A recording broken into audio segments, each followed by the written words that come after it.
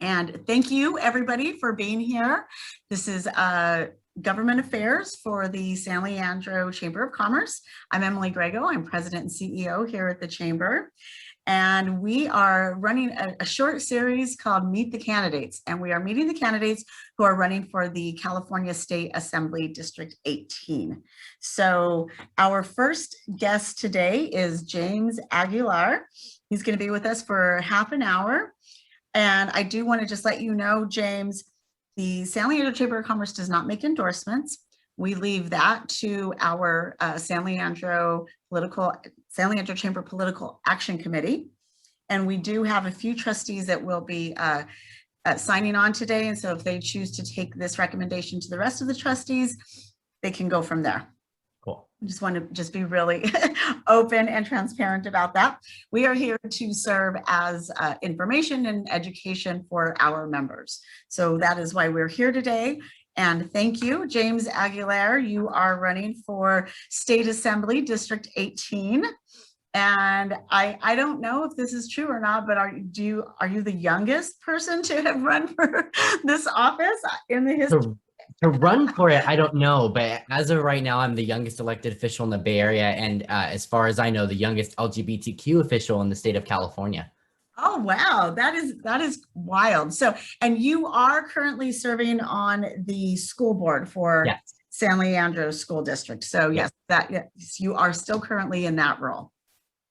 Yeah. Yes. James, let's get started with you just kind of telling us a little bit about yourself, a little bit about you're obviously got involved with the school board and now you're moving on to other aspects of leadership and serving the community. So take us through that just a little bit and tell us who you are and what you're about. Sure. Yeah, my journey really starts back in Oakland. I was born in Berkeley, raised in Oakland by union parents. They worked for Safeway right across from the Diamond Branch Library. And throughout my whole childhood, I was able to watch them as union organizers. I wasn't alive, but they have told me stories of when they helped organize the Safeway strikes in 1999. So I've got union blood in me, and I take that to heart. But there too, we were a walk away to Glenview Elementary School, a bus ride away to Edna Brewer Middle School. And that's where I ended up becoming who I am. I blossomed in Oakland Public Schools. But we were a family that lived in a 2-bedroom apartment under a landlord who frankly didn't care that my mom was experiencing health issues due to mold that he wouldn't take care of, that we were low income and we were struggling to make it month by month. I mean, it's a bit of a common story between a lot of families.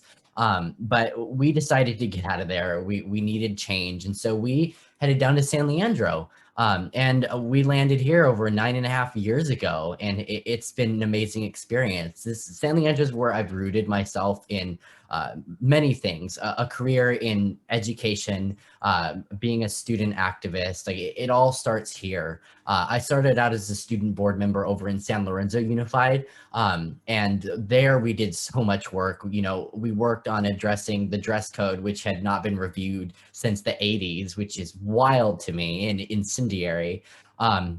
We made ethnic studies a requirement. We started to do the really good work that I think the district needed to start to hop on. And I found this out just a few days ago, but I became, as student board member, the first openly gay person to sit with the San Lorenzo School Board. So I take that experience to heart.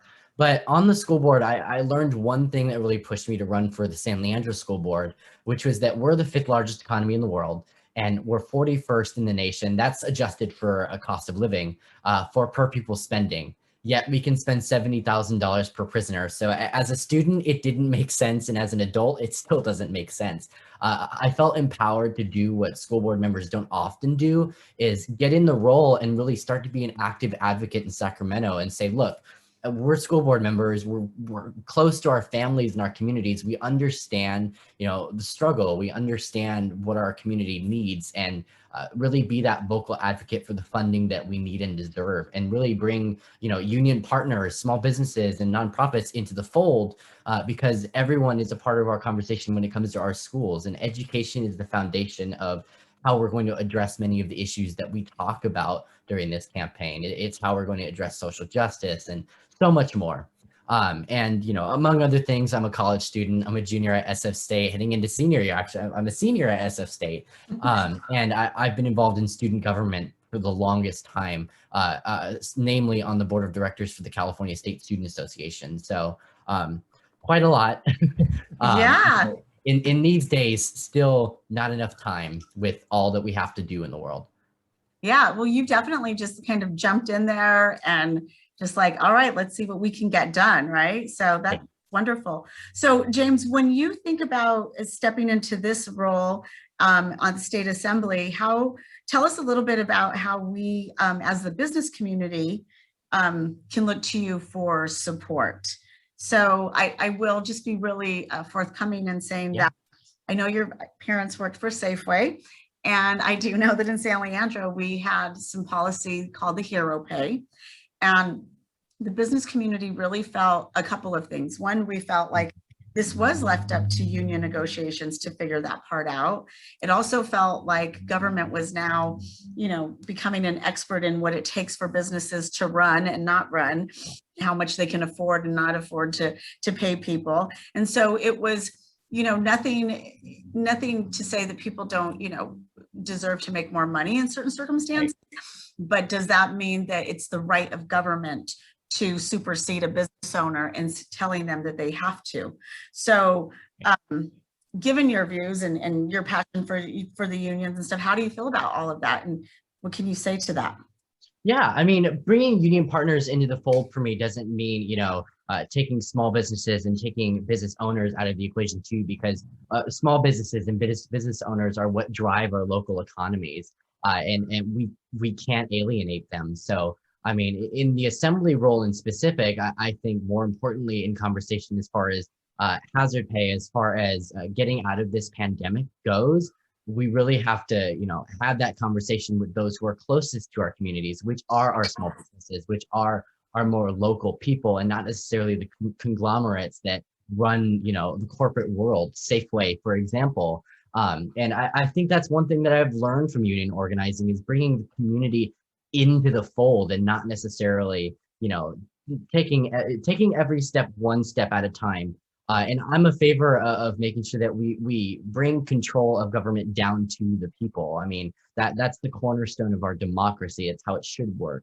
And Sacramento is full of corporate power, and that's got to stop. We've got to uplift our small businesses. We've got to uplift, those, as I keep saying, are closest to our communities, so that we have these conversations and we don't throw them out of, I'm tired of it. I'm tired of seeing small businesses suffer. I mean, in Oakland specifically, a lot of small business has been displaced.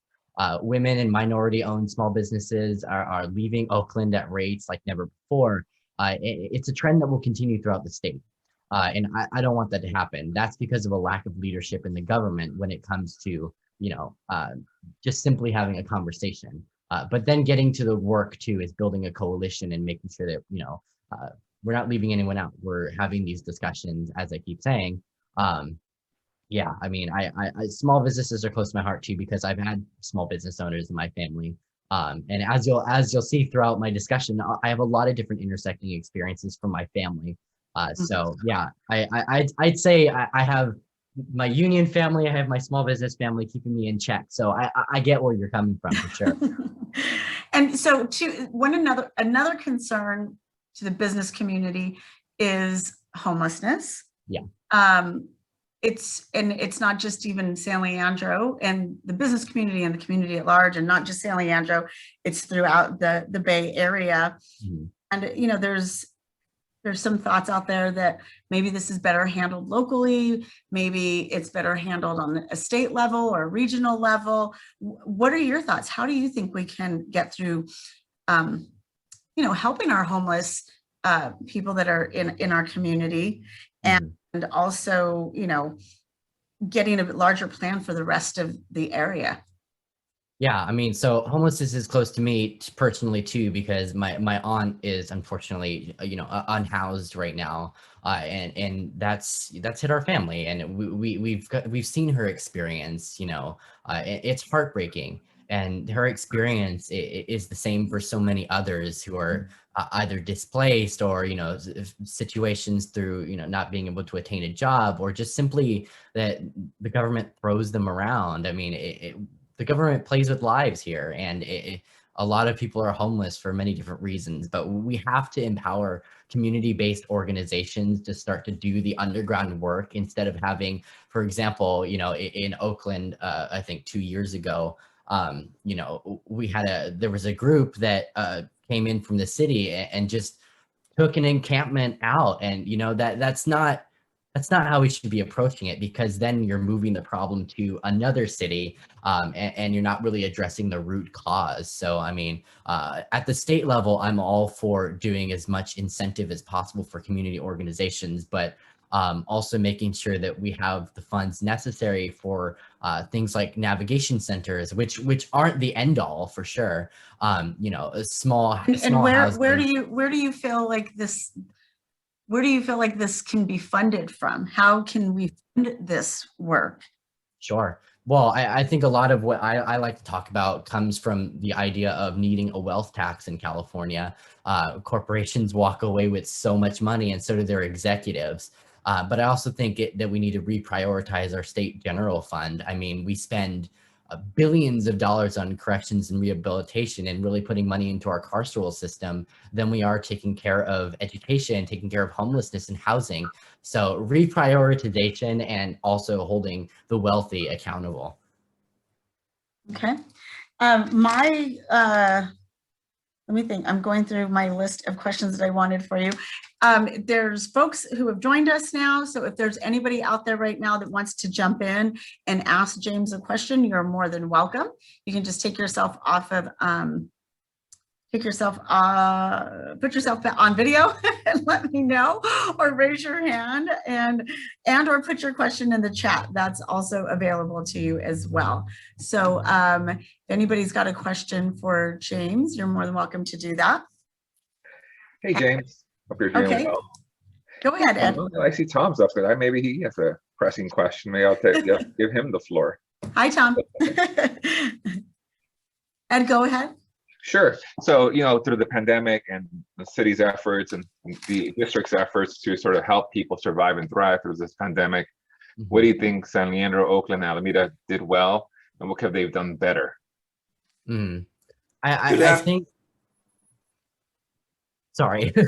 I think we hit home on bringing the community together, getting to understand, you know, how we're able to support each other. But the conversation on things like hazard pay, for example, took way too long. We should have been on top of that as soon as possible. I think providing PPE, for example, in many different areas for businesses, for the school district even, I think we could have supported a lot more earlier. It's, you know, I feel like our cities had it together more than the state of California did. There was a lot of lack of direction from California as to why I think we were all over the place. You know, that had to do with cities and with school districts. So I think we hit home on a lot of different things in Oakland, Alameda, and San Leandro. Just the issues were more rooted toward lack of, you know, lack of command by the state, lack of funds coming from the top down. Thank you. Thank you. Thank you for that. So Tom, I know you just joined us. I was just opening the floor up to anybody if they have any questions. If you have any questions for James and you'd like to ask somebody, just let me know. And we are recording this again, just so that you know. Thank you. Yeah, right now I just like to listen a little bit. I apologize for being late. Got hung up. No problem. No problem. So James, one thing that comes up in regard to District 18 is, heard this from one of our other members in a conversation, is that the area is, this district is mainly Oakland. I mean, that's the part that has the largest, you know, population. Right. And then it's just a huge, huge area. So how do you feel that you are positioned to collaborate with everybody and actually really get some good work done? And do you feel that you know Oakland well enough to represent the needs of the largest city of the district? Yeah, I mean, I'll start with the latter of that question. I was raised in Oakland, I'm rooted in our district, and even my father was raised over in Alameda, and some of my family is still over there.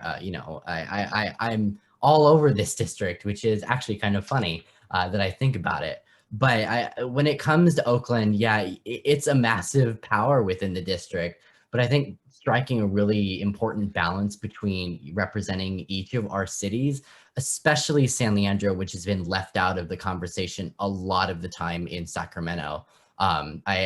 We haven't had, San Leandro at least hasn't had really good representation in the state assembly since Ellen Corbett.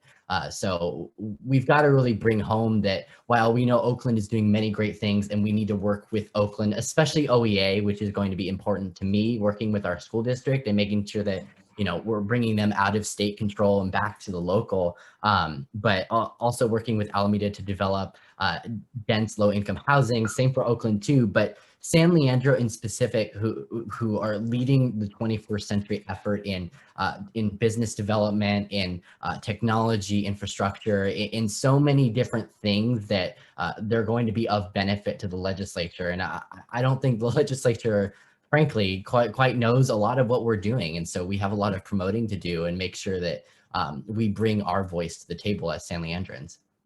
And how do you feel about collaborating? I mean, to cover the area that you have, how are you able to collaborate so that that happens and we don't get overshadowed?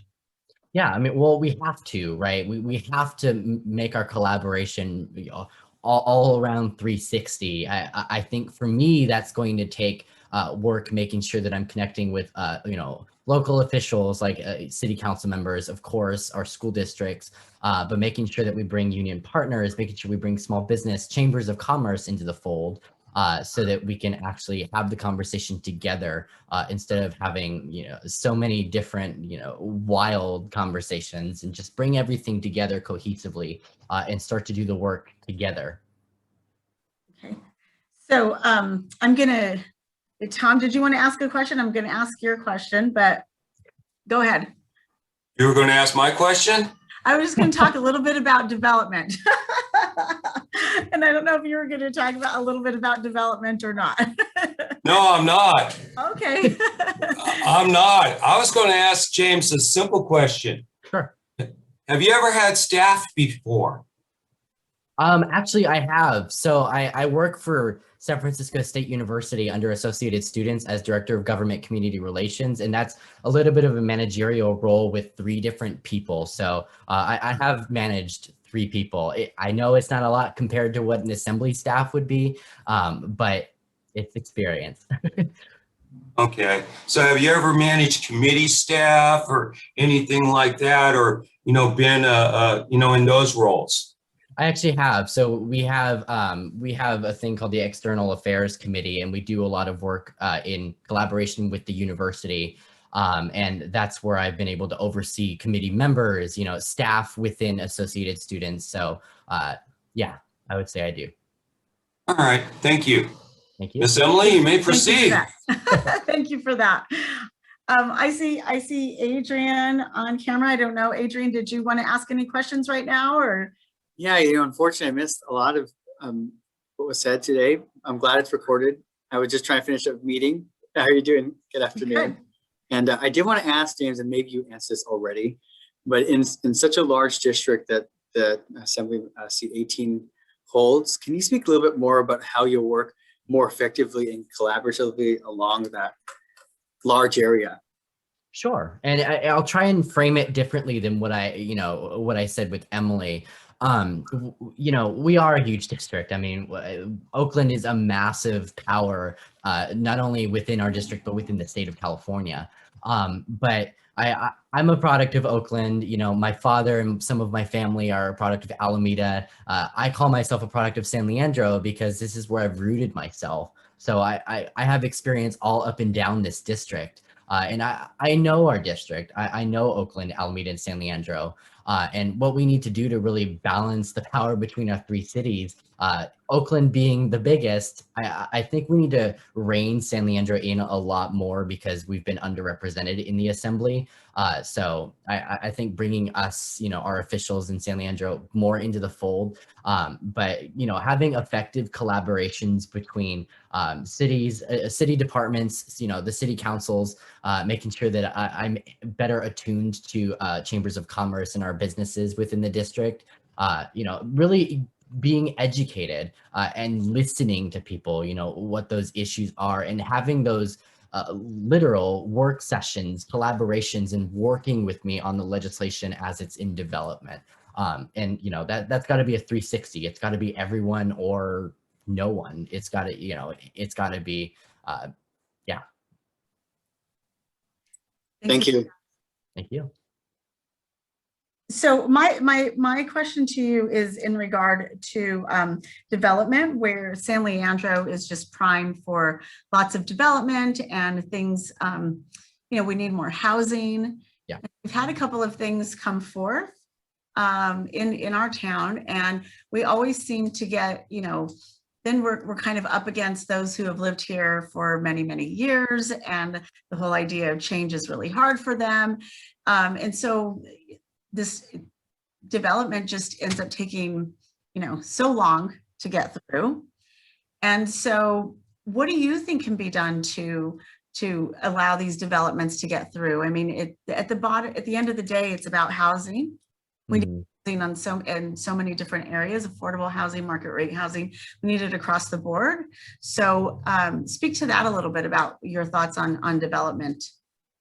Yeah, I think namely what the state of California needs to do is start to streamline the processes and start to look at zoning really effectively, especially when it comes to exclusionary zoning and starting to support strong upzoning. And as far as, just building goes and making sure that we increase our housing stock, we have, San Leandro is prime for development, but in the Bay Area, we've got nowhere else to go. We're boxed in our urban environment, and we only have up to build, really. And we have to start to think creatively within the housing crisis. What can we do with single family homes, for example? Well, ADUs, we need to bring those into the fold. When it comes to building dense, high density, low income housing, we've got to build up and make sure that we find the right areas within our cities. So really having the state empower those things and letting cities, control as they will, but also making sure that corporate entities aren't taking up the space for commercial property, for things that aren't going to serve our cities. Namely 7-Eleven over on San Leandro Boulevard. We've got to think about this from a holistic perspective and get really, we got to get tough on it. So those are just some of the things that I want to do with housing, but making sure too that we're hearing the conversation from tenants, which I think is important. I'm a renter, right? I'm a tenant. And so we need strong tenant protections that are going to be across the board and unapologetic. And that's just true. When it comes to homeowners too, I want to protect our homeowners. We have a rent moratorium and a mortgage moratorium coming up, and those I believe should be extended so that we can have this conversation to, further ask what can we do to support our homeowners and our renters in California. Great, thank you. And Ed, I think you had your hand up. So Ed, did you want to ask a question? Well, housing is one thing that I really care about a lot, and working through trying to solve the housing crisis, maybe one backyard at a time. A lot of it is about allowing for local control, but also understanding how do you provide that cover to the elected officials to move forward or incentivize communities to do it, or penalize them through like the reallocation. If you're not meeting your numbers, what's really going to drive that effort? And how do you sort of, understand local politics and drive, the incentives? Like if we have a plan that's been going for 10 years or 20 or 30 years, like pay fair and the marina respectfully, and then it gets sort of shut down or people are anti, what does that mean for the community? What does it mean to have exclusionary housing and impacting people of color, and they can't move into wealthy neighborhoods to go to the good schools? How do you sort of address that would be my big question.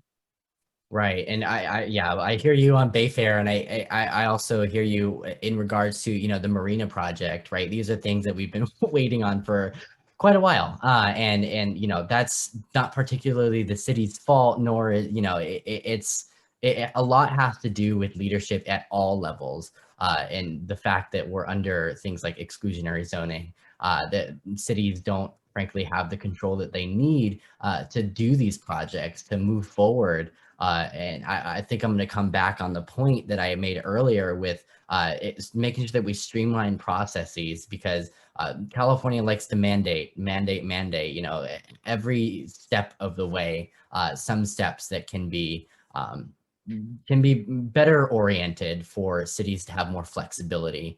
And as far as, getting community and incentive into the fold, really having conversations with people like you, right? And making sure that the community knows what's happening and what role they can play in the process, even if it means advocacy, so there's a lot of work that we have to do. And I think one of the main drivers, of pushing for faster development is going to be zoning. Taking a look at zoning from a state perspective and saying, what can we do at the state level to really empower cities to look at, how badly zoning is screwed up in California, which causes things like exclusionary zoning, which is, in my opinion, a way of modern day redlining, which redlining still exists in many different ways. So we've got to tackle it, and we've got to tackle it, having conversations with people like you and with the community.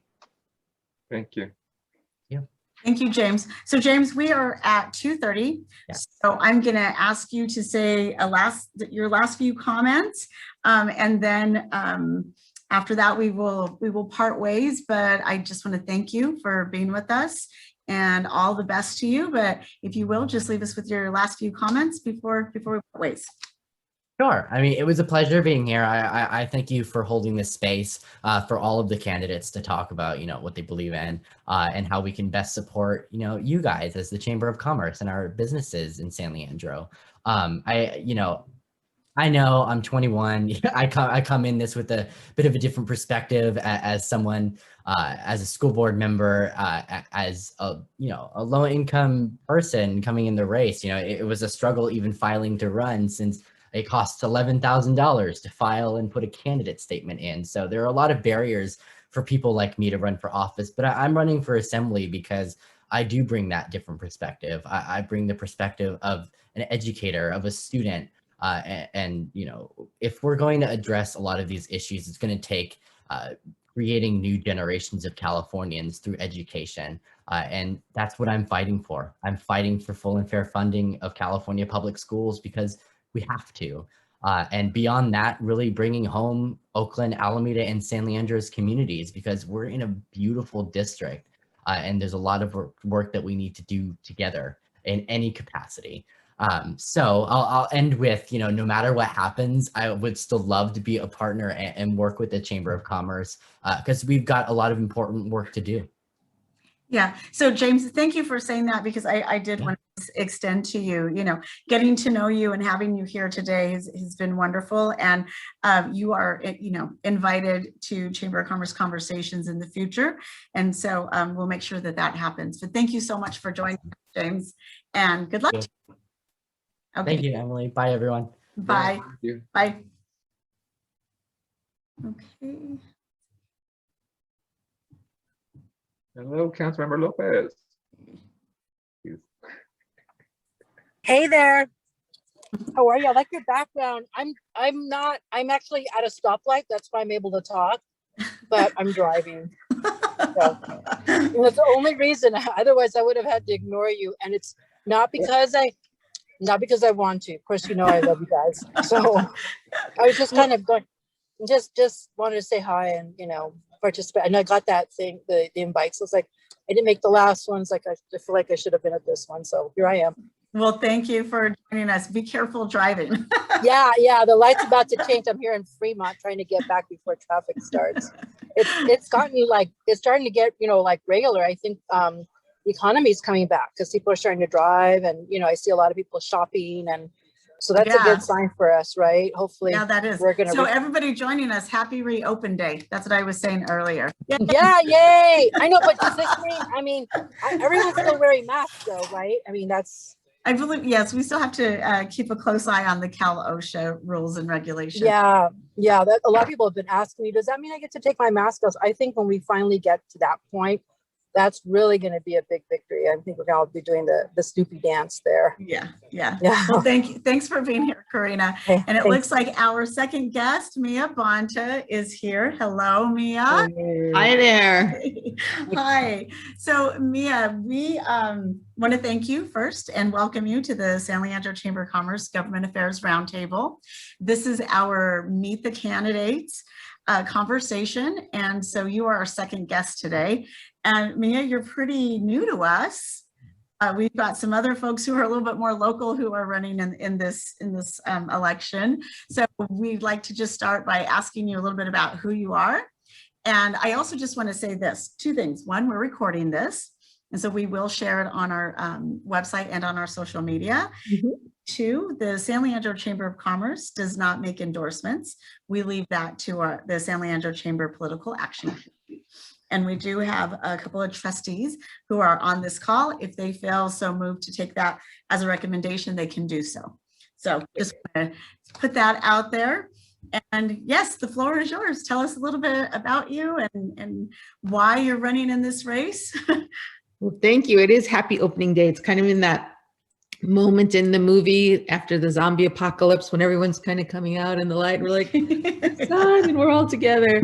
Thanks so much for having me. I'm Mia Bonta, and I have had the joy and pleasure of being a part of the East Bay for the better part of 22 years. I grew up in New York City, raised by activists who really taught me that the path to be able to affect change was through service. And I've been able to be raised by a strong Black Latina woman who worked every single day of her life, but it didn't mean that at the end of the month, she wasn't having to make some tough choices between putting food in the refrigerator or paying the rent or paying our health insurance or a doctor's bill. And I moved 13 times in 16 years, which kind of gives me a sensibility of what it means to have a high level of transition and movement in one's life. And although my family was very rich in our connection to each other and my aunts and cousins, didn't mean that we didn't understand what it meant to struggle through our life. And I did have the benefit of going to an amazing school that knew who I was from the day I was there and stayed with me every single moment and really kind of forged a pathway for me of service, particularly as it related to supporting children and youth and young leaders. I've had the opportunity to serve on the Alameda Unified School District School Board most recently and have done that through COVID, which I think is, for all of us, a lifetime of work in a year in terms of what our communities needed to be able to support. I've had the privilege and honor of working 25 years in the nonprofit sector, working in many organizations as a chief executive. And I did, as part of my journey, start a nonprofit and go through that experience of being an entrepreneur and founding an organization from vision to fruition, and know what it's like to kind of enter into capital markets and to try to raise funds for the organization or the company that you are supporting. Know what it's like at the end of the month as an employer to worry about running payroll, to worry about workman's comp, to worry about the cost of insurance and pulling it all together, along with kind of commercial rent checks and rent payments, and all of that has really led me to an experience of knowing that, particularly in this time of crisis, that we need somebody in the state legislature who has lived experience to be able to draw upon a work and a lived reality of being able to be solution oriented, to be able to address some of the critical issues that we're facing in the East Bay. And this moment really calls for a legislator who has the ability to roll up their sleeves, hit the ground running, and be able to address some of the critical issues that we are facing in our district. Amongst them certainly is addressing the root causes of homelessness. I think in San Leandro and in Alameda and in Oakland, that feeling of displacement and the reality of displacement has led to many who have been left behind. And so we need to make sure that we're offering more affordable housing opportunities and then addressing wraparound supports and services related to homelessness. We definitely need to ensure that we're reopening our schools post-COVID safely for teachers and students, most importantly, because when we close down our schools, we close down our economy.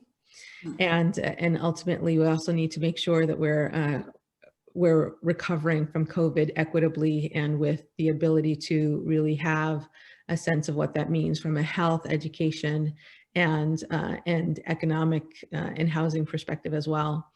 So many businesses we know in San Leandro and across our district have closed and shuttered, and it's because we haven't had the ability to provide the resources to really help communities be able to sustain themselves. And I want to make a difference in the state legislature, particular on that issue. So thanks for having me.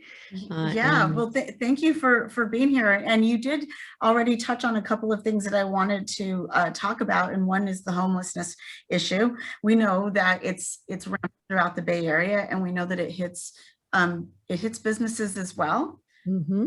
Not only are those folks, homeless, and then there's just, everything else that goes along with it and how it affects businesses.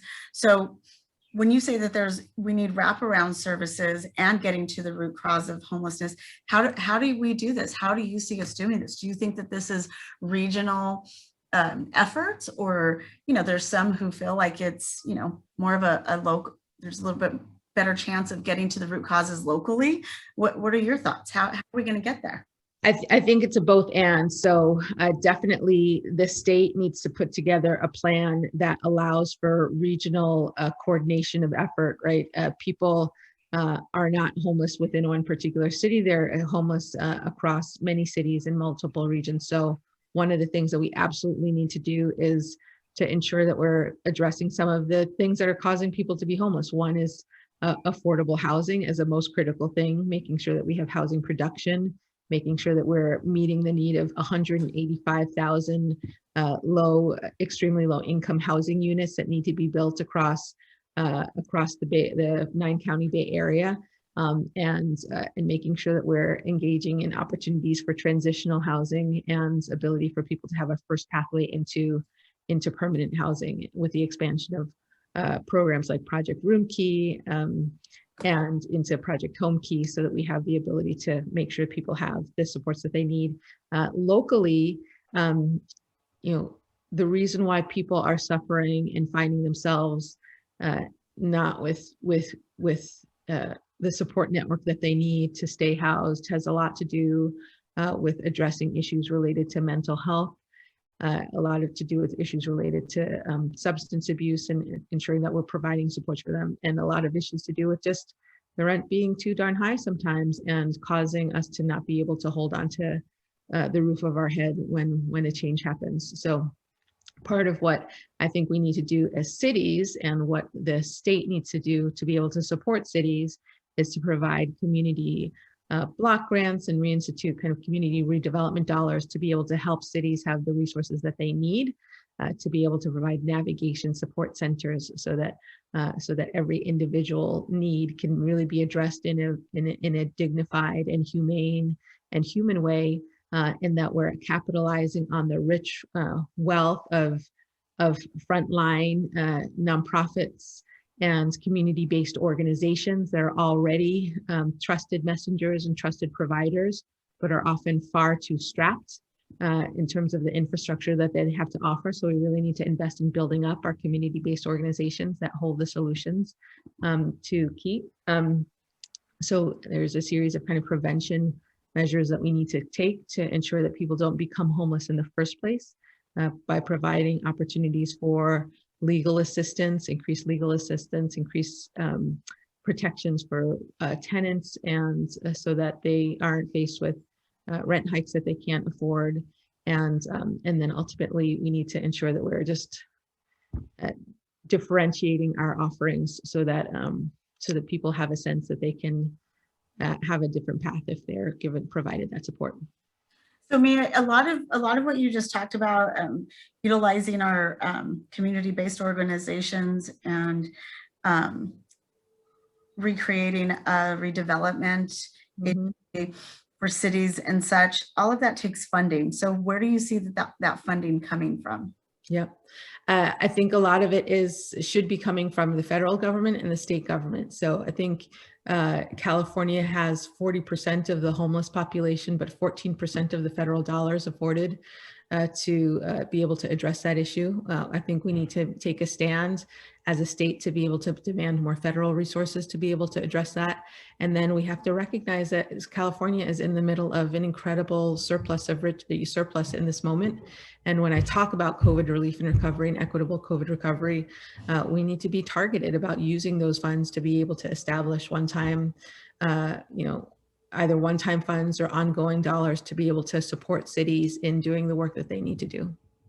So, the state of California has always been really rich in regard to the types of businesses that come to California and provide jobs, and the tech companies, and even our very strong manufacturing back that we have here in San Leandro and such.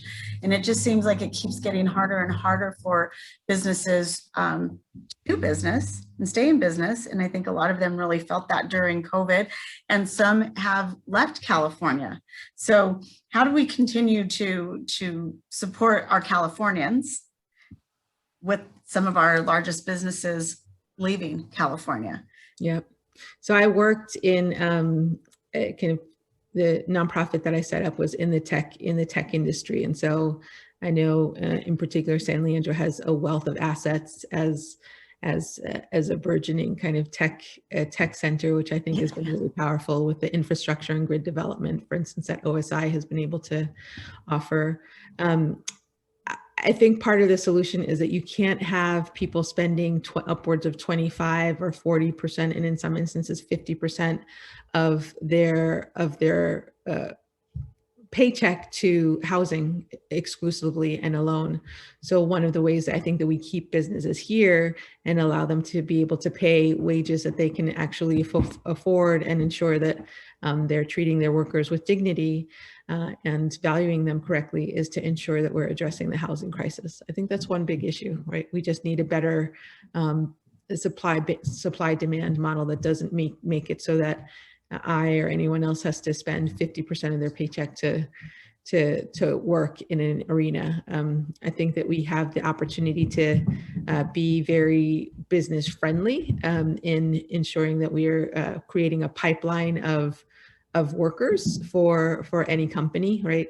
We've always been in California valued for the human talent that we had, the human capital that we've had, and we've under-resourced that by not really investing as we should in post-secondary opportunities, connections to be able to lift people up and connect them through internships, workforce development programs, pipeline programs to really feel like build pathways to be able to support companies in their access to workers and professionals within their relative business, and we also just need to make sure that we're incentivizing and creating positive opportunities for businesses to be able to stay here. I think those are the reasons why some businesses have chosen to leave, is because the calculus between maintaining the land, maintaining the property from a commercial perspective, and paying a rightful living wage has been hard to achieve because of the status of our housing, the expense of our housing. Yeah, I agree. I agree on that. I've heard lots of folks saying it's so hard recruiting the staff and those that they need, because if they were to move to California, it's just outrageous what they have to pay to live. And so there's just lots of issues in that. And when we all believe that housing is one of the solutions. We all know that there's a huge housing shortage. There also seems to be, it's also very expensive to build housing. And so there's the flip side of that, in which it's really expensive to build housing. And so how do we make it affordable? What can developers do to afford to build? And then, because if everything is affordable, how do they then recoup some of their costs? Well, I think that the plans that have always been the most effective is to really build mixed use housing models, which allow us to be able to have the requisite number of affordable housing units that we need in order to make sure that we're all able to live, but then also allow developers to be able to have the resources that they need to be able to build and generate some profit to be able to do that. I also think that there are a lot of smaller projects that we can invest in. We have a very strong history in San Leandro in particular of supporting mom and pop and small businesses. And I think that a lot of that small business kind of history and experience can also be transferred over into the housing market with supporting mom and pops who are converting and opening up their properties to be able to build ADUs or other kinds of ways to be able to ensure that they have the ability to pay their mortgage while also increasing housing opportunities. Well, thank you for that. Folks, it is 2:49, so we have Mia for about 10 more minutes. So I'd like to open the floor to anybody that has questions. You can just raise your hand or unmute yourself and go right ahead. Tom, go ahead, please. Good afternoon, Mia. My name's Tom Silva. We haven't met before, but I've known Rob for a very long time. Because this is being recorded, I do have to do this disclaimer. The opinions I'm about to express are my own and not necessarily those of any organization that I might be affiliated with. And Rob can fill you in on the details why. But I have a basic question for you. You know, I am in the rental housing business. I've been for a very long time. It sounds like in all the talks that you've had here, that housing is not a business. I don't get the same support from my industry that you were talking about for every other industry. You know, that's a problem that we have, because if we're going to address the situation, there has to be a basic recognition that housing is a for-profit business in the state of California and the United States. Are you ready to make that recognition or not? That's my question. I certainly recognize that housing is a part of our commerce, is a part of the way that people are able to pay their mortgage, if they're converting a portion of their homes to be able to rent out a portion of it. It is a fact that housing is a business. So I'm fully aware of that and believe that there are ways in which we need to ensure that that particular aspect of the supply side really enables us to be able to recognize that we need a particular supply. We do need affordable housing units as a part of what we need to do to ensure that we're reducing the homelessness crisis and that we don't have the kind of displacement that we have going on in the Bay Area. Are you aware that San Leandro has exceeded its affordable housing arena numbers and is definitely short of market rate and above rate housing? Are you aware of that? I am. Okay. What are you going to do to support people like me who are trying to address that need? I'm going to work with every single type of business, including housing, including people who are in the housing business, to ensure that at the end of the day, we're setting tables that people are able to come forward to express specifically what their needs and concerns are, and that we come together to be able to find solutions. I'm not an ideologue by any stretch of the imagination. That's not the kind of candidate I am. And it's not kind of person I am. I'm a person who has been focused on practice and practical solutions, and believe that everybody has a right to be able to come to the table and be able to come up with common solutions that help us make California and every city in this district a place that we all want to stay. Thank you very much. I appreciate it. Thank you. Adrien, I see your hand up. If you'd like to unmute yourself, you can go ahead and ask your question. Thank you. And thank you for being here. I appreciate your answer earlier of it's a both and when you talk about state, regional, and local solutions when talking about housing. And so I want to know, in such a large district, can you speak to more about your ability to work collaboratively and effectively along this large stretch of a district? And I think in even housing, if we want to touch on the point, in Oakland, we talked about streamlining ADU process, but there's also issues of, very high fire risk areas and how we work with local governments to ensure that housing is met, but also what your relationship might be to help come to an equitable solution or solutions. You said high fire risk areas? Yes. Yeah. Mhm. And also, yes, yes. And then also, yes. So, I went to a Quaker school. So the first thing that I had drilled into me from the time I was 9 years old is how you are able to arrive at consensus and around political philosophies, around different points of contention. It's what I did, and it was a part of my upbringing and my education, which I think is an important part of how I'm wired. I've gone on to be able to take advantage of that with somebody who I've gone to law school to really think about the art of negotiation, the art of coming together, the art of consensus building and collaboration. I think in many of the projects that I've run and worked on, it's been a lot about building out a collective impact strategy to be able to have a lot of different people come to the table to be able to address the needs that we need to focus on in any community. I've been on many different task forces and collective impact strategies and consulted for groups to do that very same thing. And so I think it is something that I am particularly strong at and have a lot of experience in doing. And so on the issue that you raise in terms of ensuring that we're kind of weighing and balancing this issue around fire risk with the need to be able to support housing and those issues, those are all conversations that we have to have together. And you're right, like a city independently can't have those all of the solutions related to that. It does require our county to be at the table to be able to address some of the mitigation issues that we need to develop. It does require, firefighters and public safety units to be at the table as well.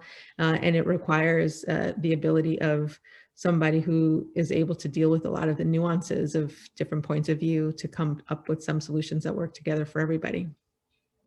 And I think that that's one of the aspects of being a legislator that I've really appreciated participating in with the former assembly member who is my partner in life and partner in service. Legislating is not just about doing stuff up in Sacramento. It's really being able to bring people together in tough moments and work through towards solutions. And I think he in part got that model from seeing me work in my own work. Thank you. So Mia, I know that in your opening remarks, you had talked about a nonprofit that you had founded and started moving forward. If you were to move on into this position, you were elected, would you still continue the work in your nonprofit, or what would we have your full attention in this office, or would we be sharing your attention? This district deserves somebody who is fully focused on being the assembly member and the representative of this district. It would be my sole focus. I have 3 children. One's off in college, 2 others who are older, a middle schooler and a high schooler. And this would be, for me, the job and opportunity of a lifetime to be able to serve my community in this way. Great. Well, thank you so much. And folks, we are at 2:57. So if you've got any questions for Mia, we can go ahead and take them now. Like I said, you can take yourself, put yourself on camera, raise your hand. Ed, go ahead. Yeah, I'll be brief. I asked this of another candidate, and we talked about housing quite a bit here. and like allowing the incentive or sort of this carrot or stick in regards to incentivizing housing or creating that cover opportunity to say, hey, if you don't do this, this is what's going to happen to our funding at the state or federal level. This is why you need to build housing, and that has something drag out for 2, 3, 4 years and still be contentious in one election cycle and continue to be contentious in another election cycle. And what's your thoughts around that to encourage, support, and provide the necessary support around folks who may or want to be elected to be able to do the right thing for the community, not what's right to just get reelected? Well, I'm sure that there are folks who, do a fancy dance and say what they need to say to get reelected. It's not my style at all. I'm willing and have throughout the course of this election demonstrated that I am able to have very specific kind of points of view that are informed by people in the community and of the community who are focused on these issues, and really hold the line in terms of not just listening to the echo chamber. I think one of the things that you realize as an elected official is you can't just listen to the echo chamber, and you can't just kind of feed people the red meat that they want of ideals and ideas because it's convenient or easy thing to do to be able to get yourself reelected or to curry a particular perspective or curry favor. I think it's important to be a straight shooter. I think it's important to be honest, and I think it's important to be authentic in who you are. And I think one of the things that you're raising, Ed, is sometimes in these very challenging situations, or when we're dealing with issue or kind of longer term issues like housing or economic development, you have to have people who are willing to hold the line for the long term. And that really requires community members and people who are what I call be-theirs, right? I'll be there when you're gone. I'll be there when I'll be there when you came. I'll be there when you're gone. Who are ultimately accountable and responsible to hold that line together. And so I think the way that we do that is by holding really strong coalitions together, setting collective impact tables that people are committed to coming back to, having elected officials be a part of that table, but not the driving force of that table, so that when they change, because they do, the people who are there can really still hold the collective vision of what needs to happen together. And I do think that there needs to be a level of accountability. If state funds are received, there need to be timelines set and expectations set around when targets are going to be met. And I think, an incentive should turn into a carrot. A carrot should turn into a stick if we're not able to have accountability as elected officials or as community members around what we're trying to achieve together. Thank you. Thank you for that, Mia. So Mia, it's 3:01.